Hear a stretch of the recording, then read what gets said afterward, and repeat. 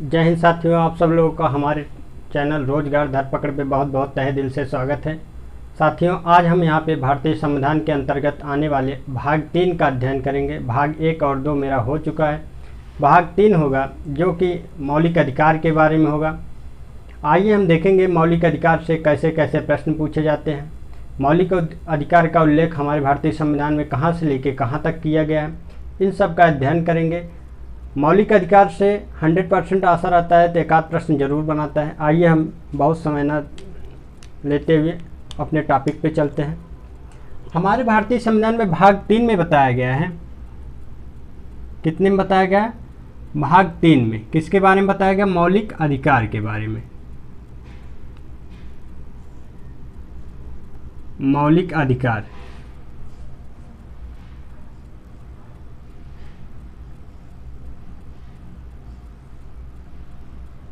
इसका उल्लेख किया गया है भारतीय संविधान के भाग 3 में। किसमें? भाग 3 में बताया गया है मौलिक अधिकार के बारे में। अनुच्छेद 12 से लेकर 35 तक, अनुच्छेद 12 से लेकर 35 तक हमारे भारतीय संविधान में मौलिक अधिकार के बारे में बताया गया है। मौलिक अधिकार को हमारे भारतीय संविधान में और क्या कहा गया है? इसको हम अधिकार पत्र के नाम से, संविधान का अधिकार पत्र, इसको हम संविधान का अधिकार पत्र के नाम से भी जानते हैं। इसको इंग्लिश में मैग्ना कार्टा कहा जाता है। क्या कहा जाता है? Magna carta. हो सकता है आप लोगों को मैग्ना कार्टा पता हो, लेकिन अधिकार पत्र आज नया नया सुन रहे हो। उसके बाद हम देखेंगे भारतीय संविधान में कितने प्रकार के मौलिक अधिकार प्राप्त हैं। जब भारतीय संविधान बन के लागू हुआ था उस समय हमें 7 प्रकार के मौलिक अधिकार दिए गए थे, लेकिन वर्तमान समय में 6 मौलिक अधिकार रह गए हैं। वो कौन सा मौलिक अधिकार है? संपत्ति का अधिकार, जो कि अनुच्छेद 31 के अंतर्गत आता था और 19 के तहत संपत्ति का अधिकार का उल्लेख किया गया था। इसको समाप्त करके अनुच्छेद 300 का में सम्मिलित कर दिया गया और इसे एक हम विधिक अधिकार के रूप में जानने लगे। मौलिक अधिकार की श्रेणी से हट गया। और पूछा जाता है किस संविधान संशोधन द्वारा हटाया गया था? इसको 44वें संविधान संशोधन 1978 के द्वारा हटाया गया था। आइए इन सब का अध्ययन एक विधिवत रूप से क्रमवाइज लिख कर करते हैं। आइए देखते हैं क्या है, कैसे है। यहाँ पे आप लोगों ने देखा भाग 3, भाग मौलिक अधिकार का उल्लेख किस भाग में किया गया? भाग 3 में किया गया है। किस अनुच्छेद में किया गया? 12 से लेकर 35 तक किया गया। 12 से लेकर 35 तक इसका उल्लेख किया गया है। और इसको हम भारतीय संविधान का मैग्ना कार्टा भी कहते हैं या अधिकार पत्र कहते हैं। आइए हम देखते हैं कौन कौन से वो मौलिक अधिकार प्राप्त हैं, किस मौलिक अधिकार का उल्लेख किस अनुच्छेद के अंतर्गत किया गया है।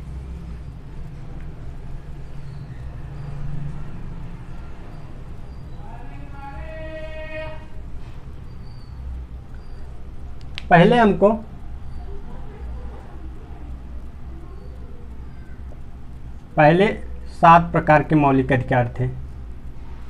कितने प्रकार के? 7 प्रकार के। 7 प्रकार के मौलिक अधिकार प्राप्त थे, लेकिन वर्तमान समय में हमें 6 प्रकार के, वर्तमान में कितने प्रकार के मौलिक अधिकार प्राप्त हैं? 6 प्रकार के। कौन सा मौलिक अधिकार हटाया गया? तो संपत्ति का अधिकार, संपत्ति का अधिकार मौलिक अधिकार की श्रेणी से हटा दिया गया और इसको अनुच्छेद 31 के अंतर्गत इसका उल्लेख किया गया था। लेकिन वर्तमान समय में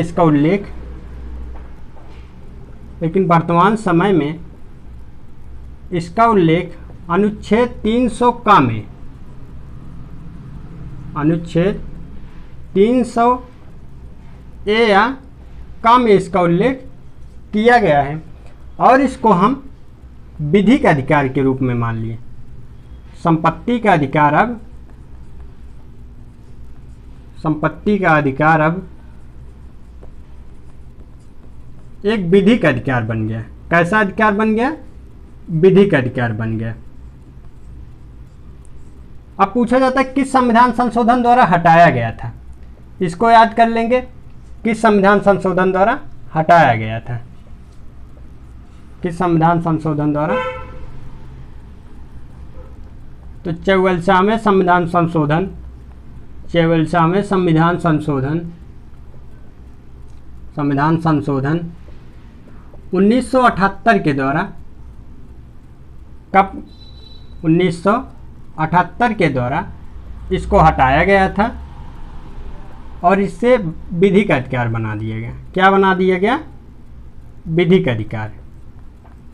बहुत पूछा जाता है प्रश्न, किस संविधान संशोधन द्वारा इसको हटाया गया था, तो बहुत ही महत्वपूर्ण है, इसको दिमाग में जरूर याद करिएगा। 44वें संविधान संशोधन 1978, कभी कभी सन में कंफ्यूज होता है तो इसको आप रिलेट करके याद कीजिए।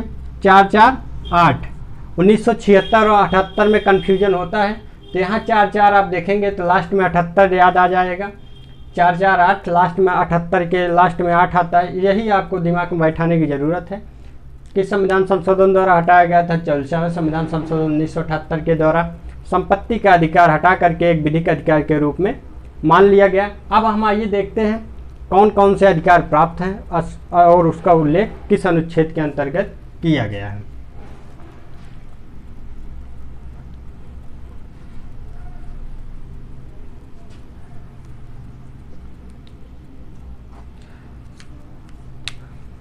पहला हमें प्राप्त है समानता का अधिकार। समानता या समता का अधिकार। समानता या समता का अधिकार, इसका उल्लेख किया गया है अनुच्छेद 14 से लेकर 18 तक। दूसरा हमारा है, आप लोग कहेंगे ये सब किताब में दिया हुआ है, लेकिन हाँ हम यहाँ याद कराने का प्रैक्टिस करेंगे। ये तो सही है किताब में दिया गया, किताब में बहुत कुछ दिया गया है, लेकिन याद करने के टेक्निक यूट्यूब के माध्यम से देखी जाती है। पहला दिया गया समता या समानता का अधिकार 14 से लेकर 18 तक। उसके बाद हमारा हुआ स्वतंत्रता का अधिकार। किसका? स्वतंत्रता का अधिकार। इसका उल्लेख किया गया 19 से लेकर 22 तक। इसका उल्लेख अनुच्छेद 19 से लेकर 22 तक इसका उल्लेख किया गया। उसके बाद हमारा है शोषण के विरुद्ध अधिकार। शोषण के विरुद्ध अधिकार। विरुद्ध अधिकार, इसका उल्लेख है अनुच्छेद 23-24 में। उसके बाद हमको प्राप्त है धार्मिक स्वतंत्रता का अधिकार। धार्मिक स्वतंत्रता का अधिकार, इसका उल्लेख है 25 से लेकर 28 तक। 23-24 इसका उल्लेख धार्मिक स्वतंत्रता का अधिकार जो हमें 25 से लेकर 28 तक दिया गया है। अब हमारा धार्मिक एवं शिक्षा संबंधी अधिकार। धार्मिक एवं शिक्षा संबंधी अधिकार। शिक्षा संबंधी अधिकार। इसका उल्लेख है 29-30 में। धार्मिक एवं शिक्षा संबंधी अधिकार का उल्लेख 29-30 में। और अनुच्छेद 31 के बारे में मैंने बताया, इसमें संपत्ति का अधिकार दिया गया था, इसको हटाया गया है, इसको हम निराश्रित करते हैं। अनुच्छेद 31 जो है निराश्रित है। अनुच्छेद 32 देखते हैं, संवैधानिक उपचारों का अधिकार।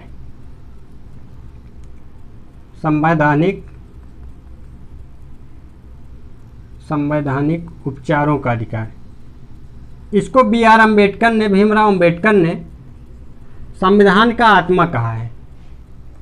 संविधान की आत्मा किसको कहा है? अनुच्छेद 32 को, उपचारों का अधिकार, अनुच्छेद 32 को B.R. अम्बेडकर ने क्या कहा है, संविधान की आत्मा की उपाधि। अनुच्छेद 32 को किसने दिया है, बहुत पूछा जाता है। B.R. अम्बेडकर, भीमराव अम्बेडकर ने दिया है। अब हम आइए देखते हैं, एक एक करके इसका अध्ययन करेंगे। पहला है समानता का अधिकार या समता का अधिकार, उसके बाद स्वतंत्रता का अधिकार, अनुच्छेद 19 से 22 तक है। उसके बाद शोषण के विरुद्ध अधिकार, इसका उल्लेख अनुच्छेद 23 और 24 में किया गया है। फिर अगला है धार्मिक स्वतंत्रता का अधिकार, इसका उल्लेख 25 से लेकर 28 तक किया गया है। फिर धार्मिक एवं शिक्षा संबंधी अधिकार, इसका उल्लेख अनुच्छेद 29 और 30 में किया गया है। फिर 31 हमारा संपत्ति का अधिकार हटा दिया गया। उसके बाद आता है हमारा संवैधानिक उपचारों का अधिकार, इसका उल्लेख अनुच्छेद 32 में किया गया है। आइए हम एक एक करके किस अनुच्छेद में क्या कहा गया है इसका अध्ययन विधिवत रूप से करते हैं, जो कि हमेशा प्रश्न पूछे जाने की संभावनाएं रहती हैं।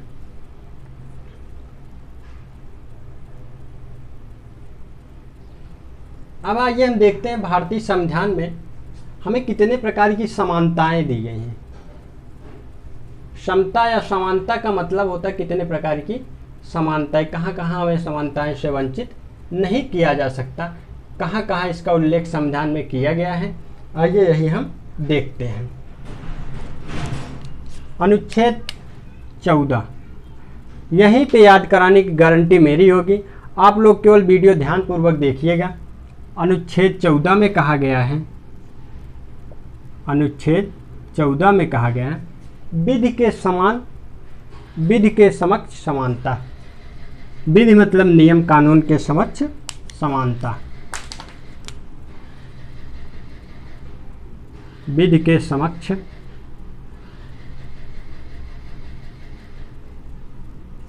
विधि के समक्ष समानता। ये कहाँ से लिया गया है, संवैधानिक स्रोत के माध्यम से मैंने वीडियो बनाया था। इसको मैंने ब्रिटेन से, या हमारा संविधान ने ब्रिटेन से ग्रहण किया है। विधि के समान समक्ष समानता ब्रिटेन से, जबकि विधियों के समान संरक्षण हमारे अमेरिका से लिया गया। आप लोग नोट कर लीजिएगा, हो सकता हो उस वीडियो में ना बताए हों।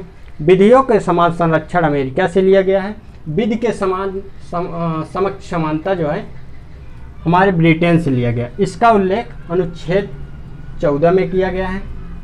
इसमें यह बताया गया है राज्य किसी भी व्यक्तियों को लिए विशेष स्पेशल नियम कानून नहीं बनाएगा।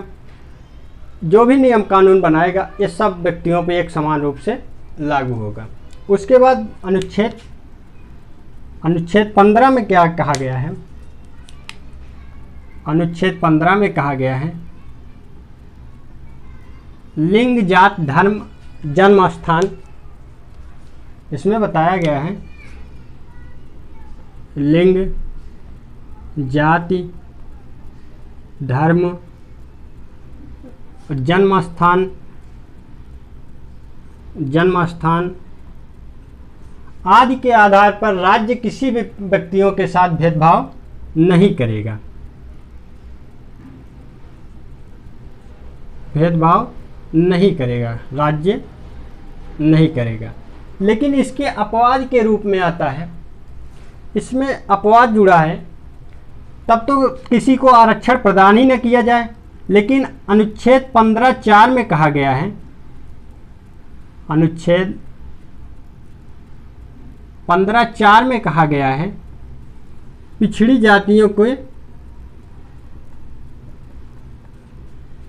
जातियों के संबंध में विशेष प्रावधान। इसी के अंतर्गत इनको आरक्षण प्रदान किया जाता है। पिछड़ी जातियों के संबंध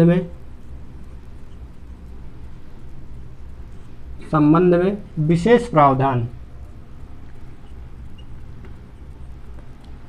उसके बाद हमारा आता है अनुच्छेद 16। अनुच्छेद 16 में बताया गया है लोक नियोजन के अवसर में समानता। इसमें बताया गया है लोक नियोजन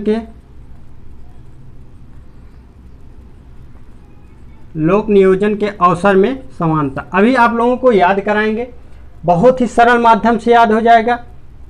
लोक नियोजन के समक्ष समानता। कोई भी सरकारी नौकरी निकालेगा, उसमें सभी व्यक्तियों के साथ एक समान व्यवहार करेगा, लेकिन इसमें एक अपवाद जुड़ा है। अनुच्छेद 16(4) अनुच्छेद 16(4) के अंतर्गत कहा गया है पिछड़ी जाति, अनुसूचित जाति,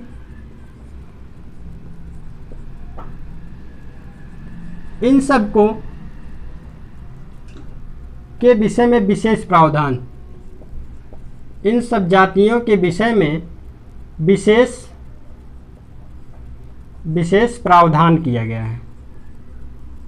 विशेष प्रावधान का मतलब होता है इन जातियों को इस अनुच्छेद के माध्यम से कुछ छूट प्रदान की जाती है। यही कारण है कि हमारे सरकारी नौकरियों में इन सब लोगों को आरक्षण की व्यवस्थाएं की गई हैं।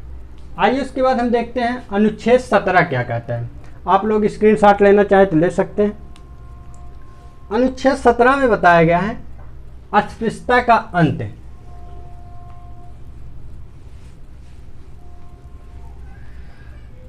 अनुच्छेद 17 में क्या बताया गया है?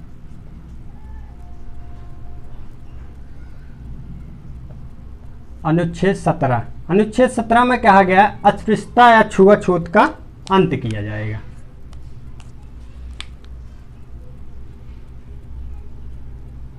छुआछूत का अंत, छुआछूत या अस्पृश्यता का अंत, अर्थात कोई भी व्यक्ति किसी भी व्यक्ति को इस निगाह से नहीं देखेगा कि उसके दिमाग को ठेस पहुँचे। अगर वह व्यक्ति ऐसा करता है तो वह व्यक्ति दंडनीय अपराध करेगा, उसको क्राइम के अंतर्गत उसके दंड दिया जाएगा, अपराध के अंतर्गत ला करके उसको दंड दिया जाएगा। छुआछूत का अंत। उसके बाद हमारा आता है अनुच्छेद 18 उपाधियों का अंत। अनुच्छेद 18 इसमें क्या कहा गया? उपाधियों का अंत। उपाधियों का अंत से मतलब है उपाधियों का अंत। इससे मतलब है कि राज्य सरकार कोई भी उपाधि किसी भी व्यक्ति को नहीं देगा सिवा 2 क्षेत्र को छोड़कर, सेना तथा विद्या संबंधी, सेना और विद्या संबंधी उपाधियों को छोड़कर राज्य सरकार कोई भी विशेष उपाधि किसी भी व्यक्ति को नहीं देगा। उपाधि को छोड़कर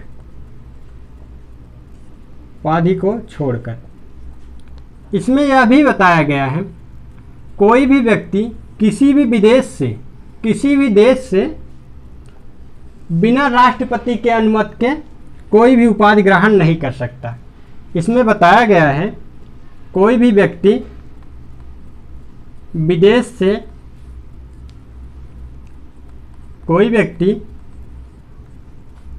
विदेश से बिना राष्ट्रपति के कोई भी उपाधि, राष्ट्रपति के सहमत से बिना कोई भी उपाधि धारण नहीं करेगा। कोई भी उपाधि धारण नहीं करेगा राष्ट्रपति के परमिशन के बिना, नहीं करेगा राष्ट्रपति के परमिशन के बिना।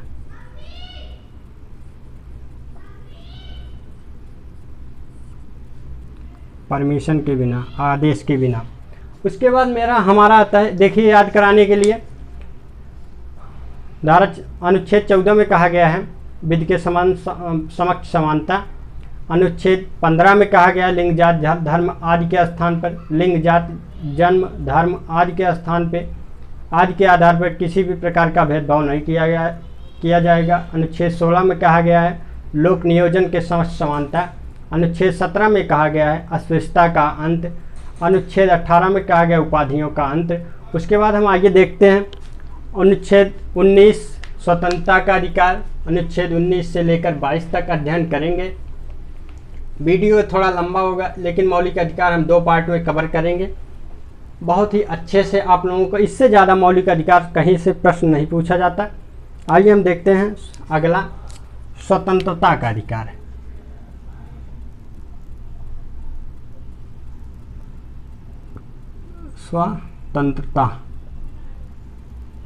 स्वतंत्रता का अधिकार, इसका उल्लेख मैंने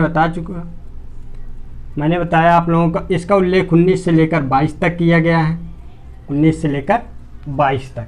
अब आइए देखते हैं अनुच्छेद, यहाँ पे हो जाएगा 19 में क्या कहा गया। 19 में हमें 6 प्रकार की स्वतंत्रताएं दी गई हैं, जिससे बोलने आदि संबंधी स्वतंत्रताएं, बोलने से संबंधित कुछ अधिकार, बोलने से संबंधित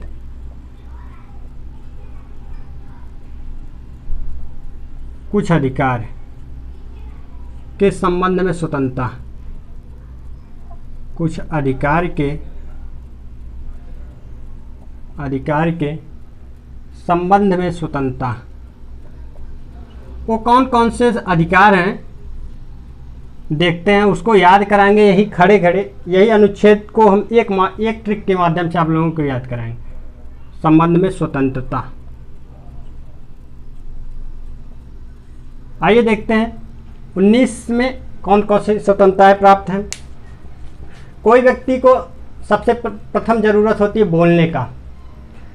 आपके खिलाफ कोई काम किया जा रहा है तो आपको सबसे पहले क्या करना होता है, बोलने का।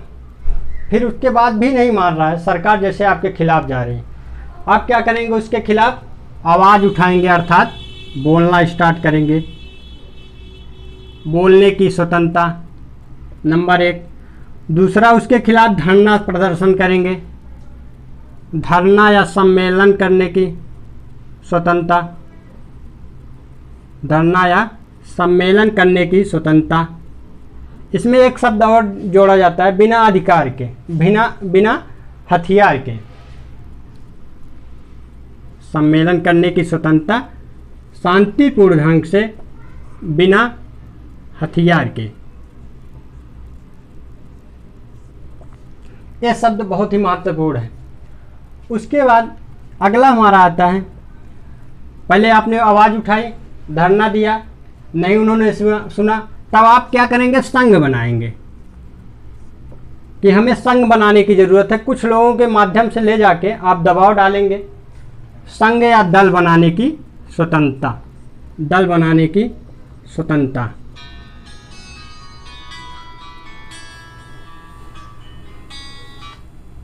दल या संघ बनाने की स्वतंत्रता।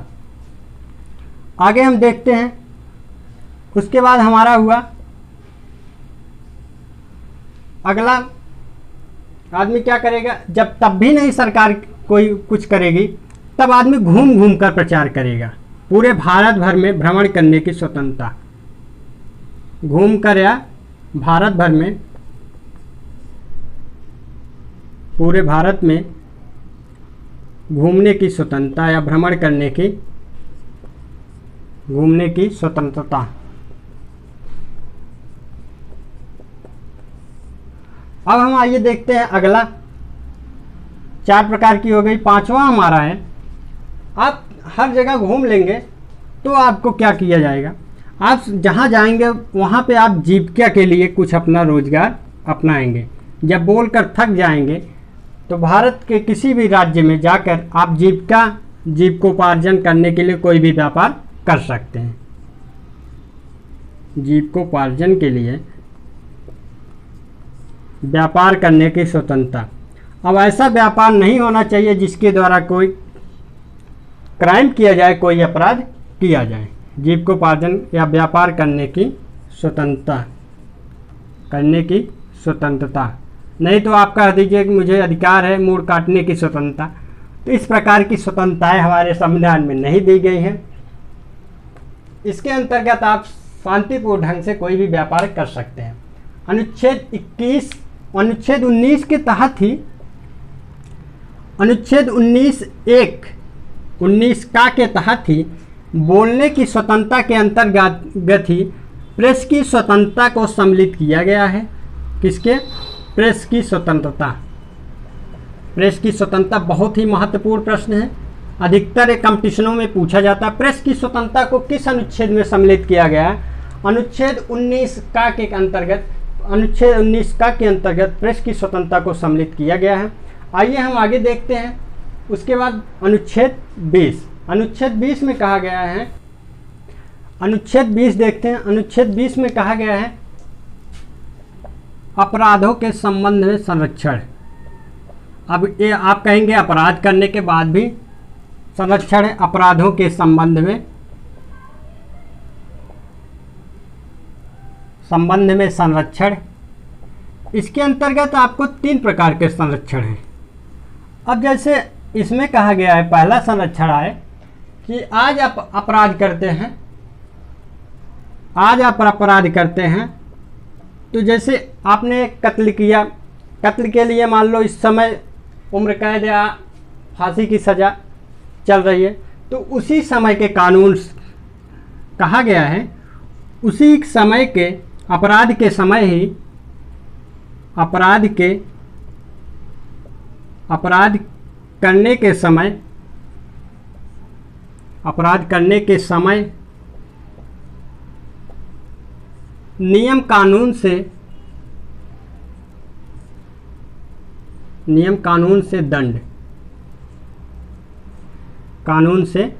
दंड, अर्थात उसी समय के नियम कानून से उसको दंड मिलेगा। और इसमें कहा गया है एक अपराध के लिए एक बार दंड दिया जाएगा, एक अपराध के लिए एक बार दंड दिया जाएगा, एक अपराध के लिए एक बार दंड दिया जाएगा। और इसमें कहा गया है जब आप गिरफ्तार अपराध करेंगे तो आप पूछ सकते हैं अपने मनचाहे वकील से, मनचाहे वकील से मिलने की स्वतंत्रता।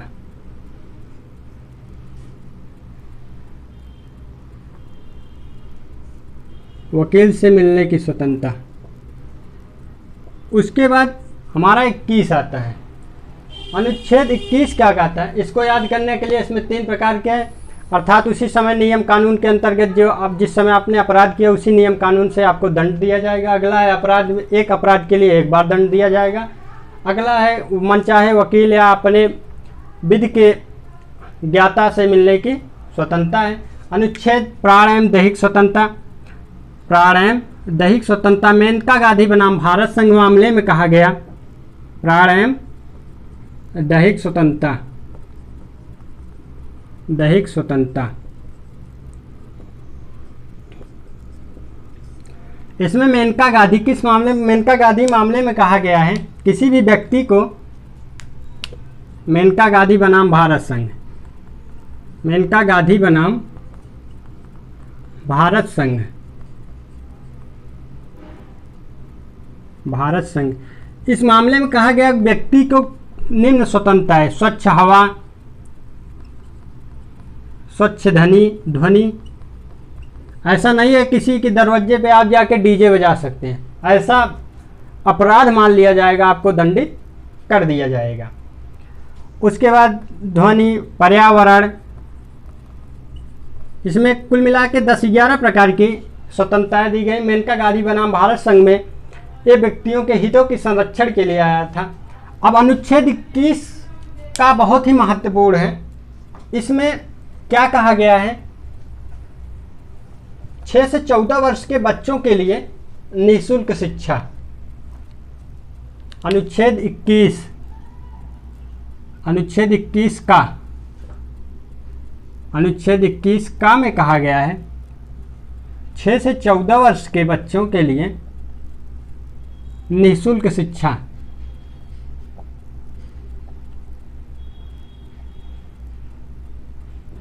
निःशुल्क शिक्षा पहले नहीं था।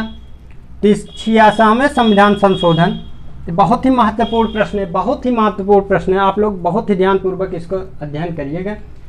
66वें संविधान संशोधन 2002 के द्वारा, 66वें संविधान संशोधन 2002 के द्वारा इसको जोड़ा गया और 6 से 14 वर्ष के बच्चों को, 6 से 14 वर्ष के बच्चों को निःशुल्क शिक्षा का प्रावधान, वर्ष के बच्चों को निःशुल्क शिक्षा का प्रावधान किया गया। निःशुल्क शिक्षा,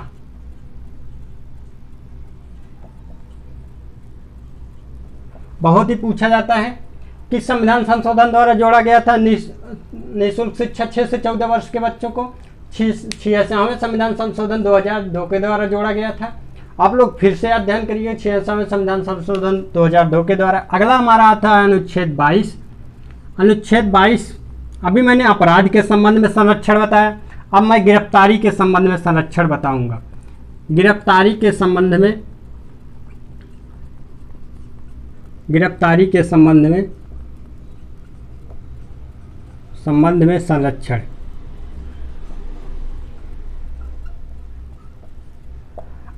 अर्थात इसमें जब गिरफ्तार हो रहा है व्यक्ति, उस समय उसको कौन कौन से अधिकार प्राप्त हैं। वह पूछ सकता है कारण पूछने का अधिकार, अर्थात आप मुझे कब क्यों गिरफ्तार कर रहे हैं, कारण पूछने का अधिकार, पूछने का अधिकार। और इसमें क्या कहा गया है, गिरफ्तार हो गया व्यक्ति और इसमें कहा गया है 24 घंटे के अंदर न्यायालय में पेश करने का, 24 घंटे के अंदर न्यायालय में पेशी हो, 24 घंटे में न्यायालय में पेशी हो। और इसका उल्लेख सेक्शन 57 के अंतर्गत, धारा, अनुच्छेद और धारा में अंतर होता है।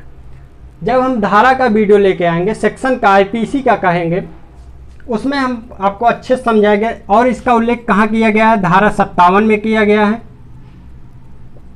धारा 57, धारा 2 धारा 2 में कहा गया है व्यक्ति के गिरफ्तारी के 24 घंटे में न्यायालय में पेशी हो और इस 24 घंटे में आने जाने का समय नहीं जोड़ा जाएगा, आने जाने का समय नहीं जोड़ा जाएगा।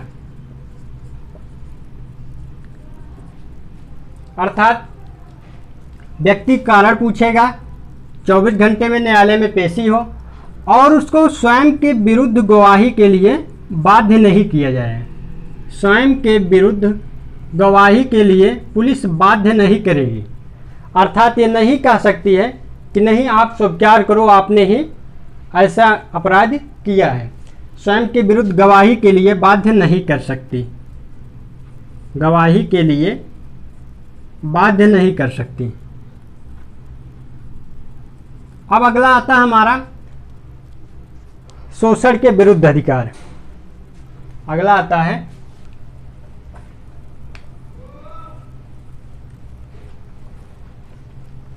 यही शोषण के विरुद्ध अधिकार, हम इस वीडियो में और बताएंगे और अगला हम अगले नेक्स्ट वीडियो में चर्चा करेंगे। शोषण के विरुद्ध अधिकार बहुत पूछा जाता है क्योंकि इनमें कन्फ्यूजन का प्रश्न बनता है। शोषण के विरुद्ध अधिकार,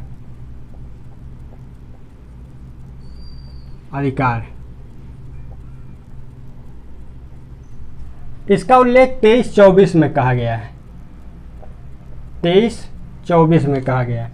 आइए हम देखते हैं 23 में क्या कहा गया है। अनुच्छेद 23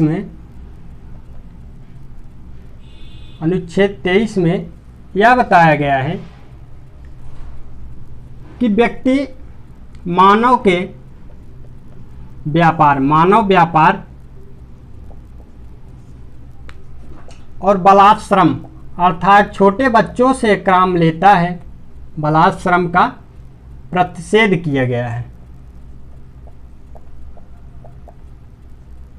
अर्थात ना तो व्यक्ति मानव के व्यापार को कर सकता है, अर्थात मनुष्य के व्यापार को नहीं कर सकता और छोटे छोटे बच्चों से काम नहीं ले सकता। अनुच्छेद 23 यही बताता है। अनुच्छेद 24 क्या बताता है? दोनों में कन्फ्यूजन जरूर होता है। अनुच्छेद 24 आइए हम यहाँ क्लियर करा देंगे, आप लोगों को याद हो जाएगा। अनुच्छेद 24 कहता है 14 वर्ष या उससे कम आयु के बच्चों से, उससे कम आयु के बच्चों को जोखिम भरे कामों में नहीं लगाया जा सकता। जोखिम भरे कामों में नहीं लगाया जा सकता।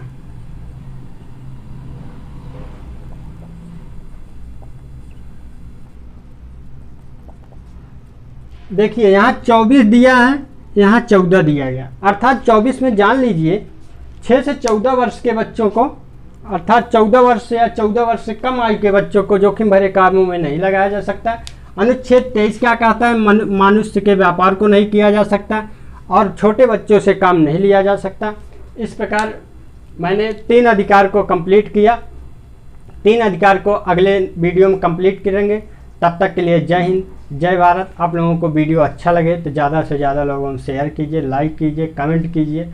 अगर गंदा लगे तब भी कमेंट के माध्यम से बताइए क्या दिक्कत है, वहाँ पे सुधार किया जाएगा। चलते हैं, आपसे मिलते हैं नेक्स्ट वीडियो में। तब तक के लिए जय हिंद, जय भारत।